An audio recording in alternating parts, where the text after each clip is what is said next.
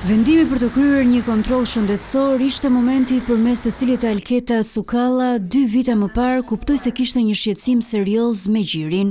Në një intervistë për Vision Plus ai rrëfen se si e mori lajmin e diagnostikimit me kancer gjiri, ndërsa mos pasi asnjë shenjë e kishte bërë ta neglizhonte situatën. IMM kishte patur shqetësime ndër vite me gjirin. Prej pandemisë u shkëput dhe nuk bënte kontrollet siç ja kishin rekomanduar mjekët, mosha bëri të vetën me neglizhencat që i kemi tipikisht në gratë. Nuk vete.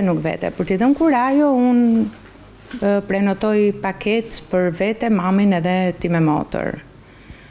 Isha shumë e qetë sepse unë nuk isha asnjë shenjë. Për t'i dhënë kurajo, futem vete para që të bëja ekon, dhe vizita nuk rezultoi aq e qetë. Ishte një rrugë që mund t'ja kisha kursyer vetes, thot me lot në sy Alketa Cukalla, gruaja që fitoi betejën me atë që konsiderohet si sëmundje e shekullit, ndërsa jep një apel për të gjitha gratë të cilat shpesh lën pas dore shëndetin e tyre. Nëse unë do kisha bërë kontrollet periodike që i përkasin moshës time, minimalisht një herë në 2 vite, do isha diagnostikuar më herët, gjërat nuk do kishin shkuar ashtu siç edhe shkuan. Ne mendojmë në përditshmërinë tonë që të mos lësh familjen pa gatuar, pa hekurosur, pa bërë detyrat e gruas, është e para dhe më e rëndësishme në familje.